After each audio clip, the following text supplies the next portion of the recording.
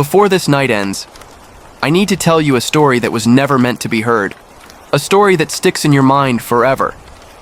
So if you're brave enough, then turn off the lights, wear your headphones, and listen closely with rain sound and enjoy this 30 minutes horror video. Also, I love to hear from you. What time is it right now where you are, and which city are you listening from tonight? But don't say I didn't warn you, because after this, sleep won't come easy. What if the hitchhiker you picked up never existed? That was the first question that clawed its way into Hank Lawson's mind on the night everything changed. For 30 years, Hank had driven the long, lonely highways of Wisconsin, hauling freight through storms, through midnight fog, and through stretches of road so desolate it felt like the world had ended. He thought he'd seen it all. Wrecks, strange lights in the sky, drifters stumbling along the shoulder. But nothing prepared him for the stranger on Route 94. Truckers whispered about him at truck stops. They never called him a ghost outright. Truckers don't believe in that kind of thing. But everyone knew someone who swore they'd picked up a hitchhiker out there late at night, only to realize later that the man was gone, vanished without ever opening a door. Some drivers laughed it off, a campfire tale for the road. Others, they spoke softer, eyes darting, as if even talking about him might summon him. The legend was always the same: a tall man in an old army coat, thumb sticking out under the pale glow of the highway lamps. He never said much, just gave directions, until, suddenly, he wasn't there anymore. Hank never believed it. Ghost stories were for greenhorns and wide-eyed rookies, not for a man who'd spent half his life on the road. He was hard, practical, too tired most nights to even think about the supernatural. But on November 12, 1997, Hank's disbelief was tested. The night was bitterly cold. Snow clung to the ditches like dirty cotton, and the moon hung low, silvering the frozen fields. Hank was hauling a load of canned goods from Milwaukee to Minneapolis, Route 94 stretching ahead in an endless ribbon of asphalt. The CB radio was dead quiet, not even static, just silence. Hank lit a cigarette, rolled down the window a crack, and let the icy wind keep him awake. That's when he saw him. At mile marker 2111, where the road curved into a stretch of pine forest, a figure stood at the shoulder. The beam of Hank's headlights swept over him.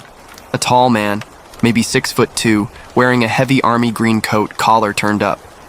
His face was shadowed beneath the brim of a cap. His thumb jutted out, pale against the night. Hank's heart gave a little jolt. For a moment, he thought about speeding past, but there was something about the man's stillness. Unnerving, yes, but also expectant, like he'd been waiting for Hank specifically. Against every instinct, Hank slowed the rig and pulled over. The hitchhiker climbed in without a word. The cab filled with a strange cold draft, even though Hank had the heater blasting.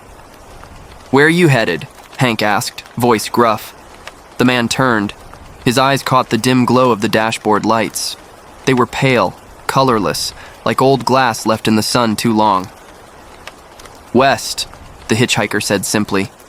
His voice was flat, but there was something about it, like two tones overlapping, almost mechanical.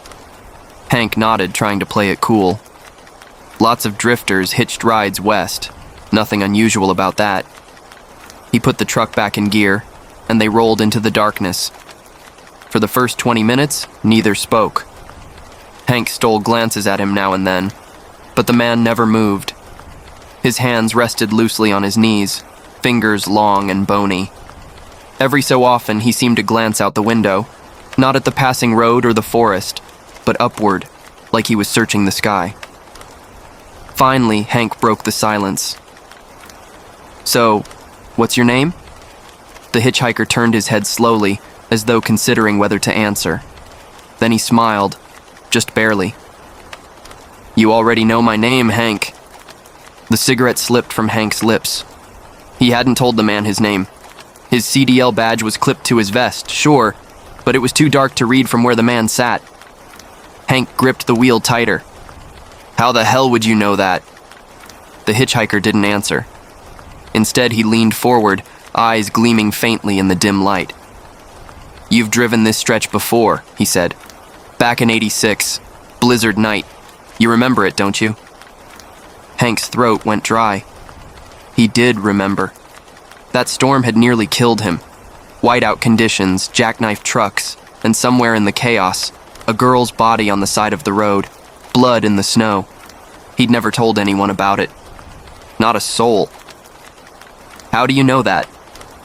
Hank's voice was a low growl now, a mix of anger and fear. The man's pale eyes flickered. He tilted his head, almost amused. "Because I was there." The rig swerved slightly as Hank's grip faltered. He slammed it back straight, heart pounding in his ears. His pulse thudded like the hum of the tires against the frozen highway. "Bullshit," Hank spat. "That was 10 years ago." The man just smiled wider, showing too many teeth. 10 years, he said softly. "Or maybe... For me, it was just last night." The words hung in the cab like frost. The road ahead stretched endlessly into the dark, but for the first time in his life, Hank Lawson wished he was anywhere but Route 94. And then... The radio crackled, a burst of static, loud and sharp. Hank jumped. Through the noise, a voice hissed. Not the hitchhiker's voice, not Hank's, something else. "Don't stop the truck." Hank's blood ran cold. He looked at the hitchhiker, but the man's expression hadn't changed. He was still smiling, still watching Hank like a predator watches prey. The cigarette on the floor hissed as it burned itself out. And that's when Hank realized the ride had only just begun. The radio went dead again, the voice vanishing as quickly as it had come, leaving only silence and the low hum of the engine. Hank tried to steady his breathing, but the hairs on the back of his neck refused to settle. He gripped the wheel tighter. "What the hell was that?" he muttered. The hitchhiker didn't answer. He just sat there, head tilted slightly toward the CB, a faint smile tugging at his lips, as if he'd been expecting it. Hank forced a laugh, though it came out shaky. Damn trucker static happens all the time. But he knew it didn't. He'd been on the road too long to mistake the difference between interference and a voice that knew what it was saying. "Don't stop the truck." The words echoed in his skull. For the first time in years, Hank wished he wasn't alone out here. No other rigs in sight, no headlights behind him, just an endless black highway carved through a frozen wilderness. "You said you were there," Hank said finally, glancing sideways. "Back in '86. What did you mean?" The hitchhiker's smile widened. He turned, and in the dim glow of the dashboard, Hank saw something he hadn't noticed before. His coat, an old army field jacket, looked wet. Not from rain, not in this cold. Dark patches stained the fabric, irregular and spreading. "Blizzard night," the man said. "She was lying in the snow, remember?" Hank's stomach twisted. He forced his eyes back on the road. He hadn't thought about that girl in years, not properly. But the memory rushed back like a flood. He'd seen her on the shoulder, waving frantically. He was young, green, still terrified of missing a delivery. He'd been going too fast for the storm. By the time he hit the brakes, the girl was already too close. The truck slid. He swore he hadn't hit her. He'd told himself for years she must have stumbled, must have fallen in the snow. But when he looked in the mirror, he remembered the red blooming across the white. He never stopped. He couldn't stop. You don't know what you're talking about," Hank said, his voice rough. The hitchhiker leaned closer. His breath was cold, colder than the air outside. "You left her," he whispered, "and you told yourself the storm would cover it. You told yourself nobody would find out." Hank's throat closed. His palms were slick on the wheel. "Shut the hell up." But the man just chuckled, a dry, rasping sound. "It's funny, Hank. You think you've been driving all these years to deliver freight, but you've been driving to get away." Hank's jaw clenched. The road ahead blurred with the sting of his own eyes. The CB radio crackled again, and this time the voice was sharper, clearer. "Hank, don't trust him." The wheel jerked in Hank's hands. He slammed the brakes, tires screaming against the frozen asphalt. The rig shuddered, fish-tailed, then steadied. His heart hammered so loud he thought it might burst through his chest. He looked at the passenger seat. Empty. The hitchhiker was gone.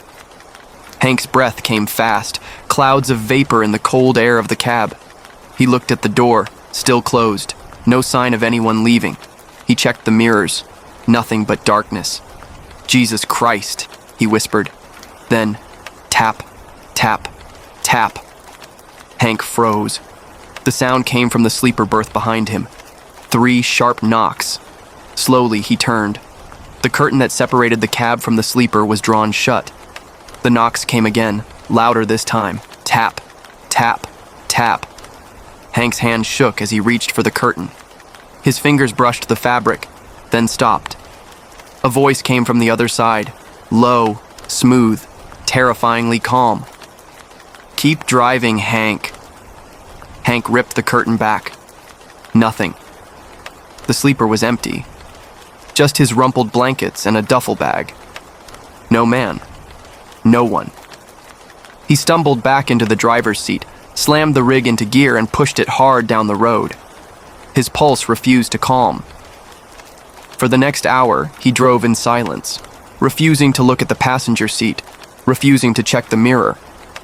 Every sound made him twitch, the whine of the engine, the rattle of a loose chain, the whistle of the wind through the seals.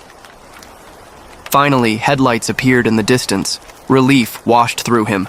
Another trucker. He grabbed the CB, thumbed the button. "Breaker, breaker. This is Lawson, mile marker 245. You got your ears on?" The other rig drew closer. No answer. Hank tried again. "Come on, driver. I just need to hear another voice. You there?" Silence. As the truck passed, Hank glanced out his window. The cab was lit. He saw the driver, and in the passenger seat, the hitchhiker, staring at him, smiling. Hank's scream was swallowed by the roar of his own engine as the other truck disappeared into the night.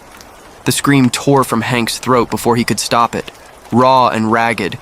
He slammed the CB down and pressed the pedal harder, the rig barreling into the night like it could outrun what he'd just seen.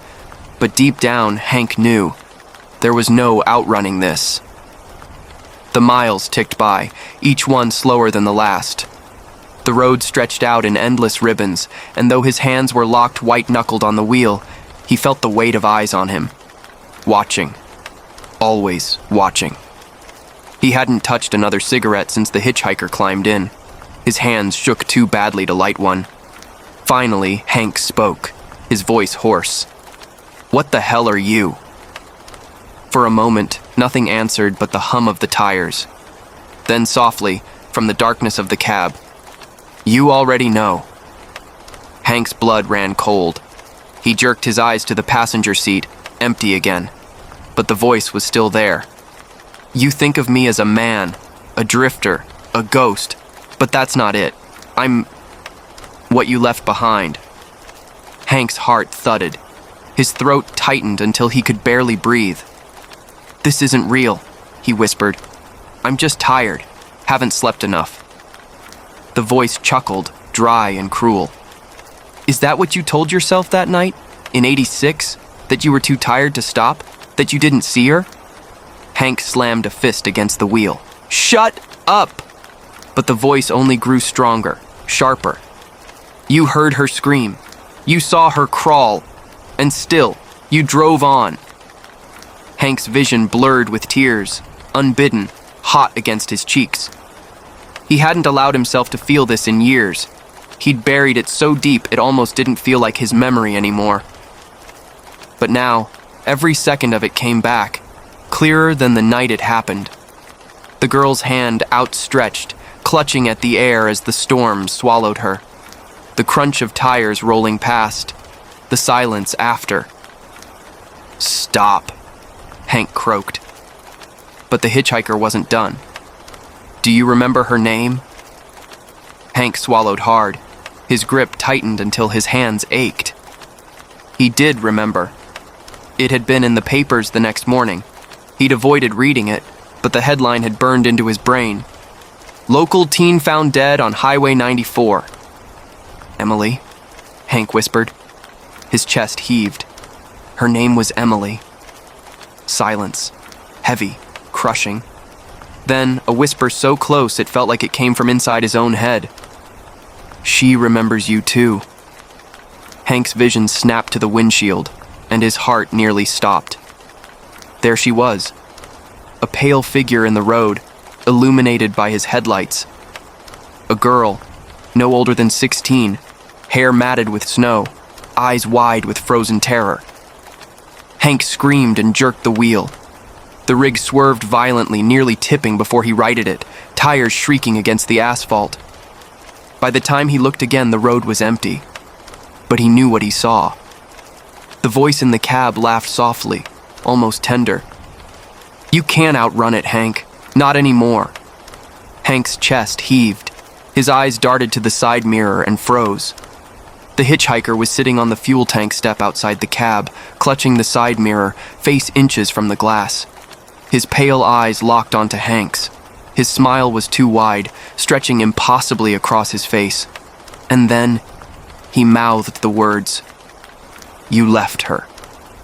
Hank swerved again, heart in his throat, but when he looked back, the hitchhiker was gone. The CB radio crackled. "Lawson," the voice hissed. The same one as before. Not the hitchhiker's voice. Something else. Desperate. Urgent. "Don't pull over. Whatever you do, don't stop that truck." Hank's knuckles bled where he'd gripped the wheel too hard. He was trapped, caught between two voices, one condemning him, one warning him, and he didn't know which was worse. His eyes burned with exhaustion, with fear, with guilt he could no longer bury. But then, in the headlights, another figure. This one wasn't Emily. This one wasn't pale, wasn't bloody. It was a man, standing calmly in the center of the highway, the hitchhiker. His army coat fluttered in the wind, his cap shadowed his face. But Hank saw the grin, wide, terrifying, and this time, he didn't vanish. Hank's foot slammed the brakes. The trailer screeched, fishtailing on the icy asphalt. He wrestled the wheel, trying not to jackknife, the rig shuddering violently as sparks burst from the tires. When the truck finally lurched to a stop, Hank was gasping, drenched in sweat despite the cold. The road ahead was empty, but the passenger door clicked, and slowly, impossibly, swung open. The hitchhiker climbed back in, his pale eyes gleaming with victory. He settled into the seat as though he'd never left, and he spoke, calm and steady, like a man who had all the time in the world. "You and I are going to take a little drive, Hank, a drive back to where it all began." The hitchhiker settled back into the passenger seat like he belonged there, like he'd been there the whole ride. The cab filled with that unnatural cold again, seeping into Hank's bones, rattling his teeth. "Back to where it all began," the man repeated, voice low, almost soothing. Hank gritted his teeth. "I don't know what the hell you are, but I'm not driving anywhere with you." The hitchhiker tilted his head, pale eyes glimmering in the dash light. "You don't have a choice, Hank. You never did." Hank's pulse hammered in his ears. He wanted to slam the brakes again, to throw himself out of the cab, to do anything to end this. But something about the man's presence rooted him in place. It wasn't fear. It was something heavier, like chains binding him to the seat. The hitchhiker leaned closer, his breath sharp and icy. "Mile marker 186. Do you remember it?" Hank's gut twisted. He did. That was where he'd seen her, Emily, in the snowstorm all those years ago, the place where everything started. The man's smile spread wider, too wide, stretching across his face until it looked wrong, inhuman. "Then take us there." Hank slammed a fist against the steering wheel. "Why? So you can torment me more? I already know what I did." The hitchhiker didn't flinch. His voice dropped to a whisper that slithered under Hank's skin. "No, Hank. You don't know everything. Not yet." The cab went silent again. Just the hum of the road, the faint whistle of the wind. But the words hung heavy, suffocating. Finally, Hank gave in. His foot pressed the accelerator, the rig thundering westward toward mile marker 186. The miles crawled by, each one worse than the last. Shadows seemed longer, the moon dimmer, the world itself darker. Hank's eyes burned with exhaustion, but fear kept him wide awake. The hitchhiker watched him the whole way, never blinking, never moving, just smiling. Hank wanted to ask, "What are you? A ghost? A demon?" His own guilt made flesh. But deep down, he was terrified of the answer. Instead, he muttered, "What happens when we get there?" The hitchhiker's grin widened. The truth. By the time the green reflective numbers appeared, 186, Hank's chest was tight with dread. He slowed the rig, pulling to the shoulder. The place was quiet, desolate. Snow blanketed the ditch just like it had that night. The trees loomed tall, their branches rattling in the wind. Hank's hands trembled as he put the truck in park. "All right, we're here. Now what?" The hitchhiker's pale eyes glowed faintly in the dark. "Get out!" Hank shook his head. "Hell no." The man leaned closer, his voice dropping into something colder than the night air. "If you don't, I'll bring her in here instead." Hank's skin crawled.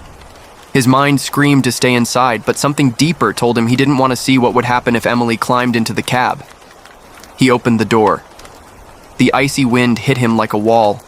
His boots crunched in the snow as he stepped down. The world outside felt unreal, too quiet, like the air itself was holding its breath. The hitchhiker appeared beside him, though Hank never saw him move from the cab. One moment he was inside.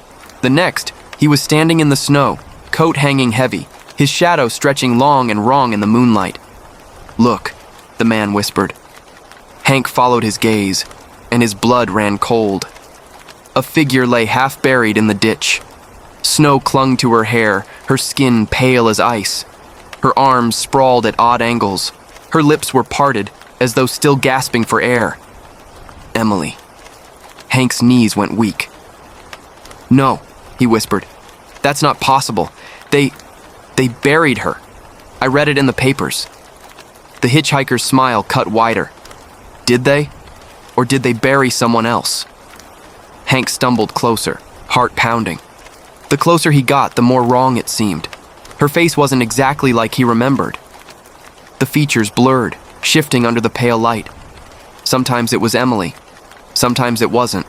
Sometimes it was a stranger. Sometimes it was his own face. Hank staggered back, breath ragged. "What the hell is this?" The hitchhiker's voice was steady, calm, cruel. "It's the truth, Hank. You've been driving this highway for 10 years, trying to forget. But you didn't just leave her. You left yourself here, too." Hank shook his head violently. No, that's not real. You're screwing with me." The hitchhiker stepped closer. His eyes glowed brighter, piercing, endless. "You still don't get it. You never left Route 94, Hank. You've been here since that night." Hank's breath caught. His heart thundered in his chest. The man leaned close, lips curling into a final whisper. "You died in 86. The world tilted. The snow fell harder. The shadows stretched long and deep. And Hank Lawson felt the ground beneath him vanish. The snow swallowed him whole. For a moment, Hank thought he was falling down into endless white. His lungs seized, his chest screamed, but then he blinked, and he was back in the driver's seat, hands on the wheel. The truck was moving. The hum of the tires roared in his ears. The road stretched out before him, the same endless stretch of Route 94. For a long moment, he thought maybe it had all been a hallucination, exhaustion, guilt, his own mind cracking. But then he glanced at the passenger seat. The hitchhiker sat there calmly, watching him, smiling. Hank gritted his teeth. "You said I died in 86. That's impossible. I've been driving ever since. I've made runs. I've talked to people. I've lived my life." The hitchhiker tilted his head, pale eyes glimmering. "Haven't you noticed, Hank? How the years blur together? How every night feels the same? Same road, same shadows, same silence." Hank's chest tightened. His mind raced. He thought back, tried to picture birthdays, holidays, faces of people he'd met. But the memories slipped away like fog in the wind. All he could truly remember were the roads, the endless highways. "No," Hank rasped. "That can't be." The hitchhiker leaned closer. His voice was almost gentle now, like a teacher explaining something simple. "You never left Route 94. That night, in the blizzard, you hit her. You didn't survive the crash either. You've been driving in circles ever since, a ghost in your own rig." Hank's hands trembled. He slammed the brakes, but the truck didn't slow. The speedometer needle didn't move. The highway stretched ahead, infinite and unbroken. "You're lying!" Hank roared. "I'm alive! I'm right here!" The hitchhiker's smile widened. "Alive where, Hank? Show me." The world outside the windshield flickered. For a split second, Hank didn't see the highway. He saw snow, red smeared across white, twisted metal glowing in the storm. A crumpled rig, a broken body slumped over the wheel. And then, the road was back. Hank's stomach lurched. His voice cracked. "If I'm dead, then what are you?" The hitchhiker's pale eyes glowed brighter, like headlights burning in the dark. His grin split too wide, stretching impossibly across his face. "I'm the one who walks them home," he whispered. "The ones who don't know they're gone. The ones who keep driving mile after mile thinking there's still somewhere left to go. I ride with them until they're ready to see." Hank's breath hitched. His chest felt like it was caving in. "And if I don't want to see?" The hitchhiker leaned close, so close Hank could feel the icy breath against his ear. "Then you keep driving. Forever." Hank's vision blurred. His hands were numb on the wheel. The truth pressed down on him like the weight of the entire road. For 30 years he'd been running, not from the law, not from the storm, but from himself. From that night, from Emily's outstretched hand, he'd never escaped. He never would. The CB crackled suddenly, louder than before. A new voice, frantic, cutting through the static. "Lawson! Hank Lawson, you there?" Hank jolted. His eyes widened. That voice, he knew it. Jerry. Another trucker. Someone real. "I'm here," Hank shouted into the mic. "Jerry, I'm here. You hear me?" Silence. Then, "Lawson, you're not on the boards anymore. You've been listed as dead since '86. Every driver knows the story. They say you still drive this stretch. Don't let him in, Hank. Don't let the hitchhiker in." Hank's blood froze. His eyes darted to the man beside him. The hitchhiker smiled wider, teeth gleaming too sharp in the dim light. The CB sputtered again. "Hank, it's time to let go. Stop driving." Tears blurred Hank's vision. His chest heaved with a lifetime of guilt. The wheel slipped in his grasp as the weight of the words crushed him. Stop driving. For the first time in decades, Hank's foot lifted from the accelerator. The engine's roar softened. The road ahead shimmered, bending like heat waves on asphalt. The hitchhiker's grin faltered. His voice lost its calm edge, grew sharper. "No. Keep going. Don't listen." Hank's pulse thundered. He looked between the road and the man, between the endless highway and the CB's crackle. One choice, one truth. With shaking hands, Hank reached down and turned off the ignition. The rig didn't sputter. It didn't lurch. It simply dissolved. The cab faded. The road fell away. Darkness swallowed everything, and for the first time in 30 years, Hank Lawson let go. When the light returned, it was snow. Quiet, peaceful snow. And a girl standing before him, Emily, her eyes soft, her face no longer twisted in pain. "You stopped," she whispered. Hank's throat tightened. "I'm sorry," he choked. "I should have stopped that night. I should have helped you." She reached out, her hand warm against his. "You did now." And just like that, the hitchhiker was gone. No pale eyes, no grin, no voice, only the snow, only peace. Hank Lawson closed his eyes, and Route 94 was silent once more. Hank himself was the ghost all along, trapped on Route 94 since the night of the blizzard. The hitchhiker wasn't a man at all, but a reaper-like figure who guides lost souls. The CB voices were other truckers retelling his legend, bleeding through into his purgatory.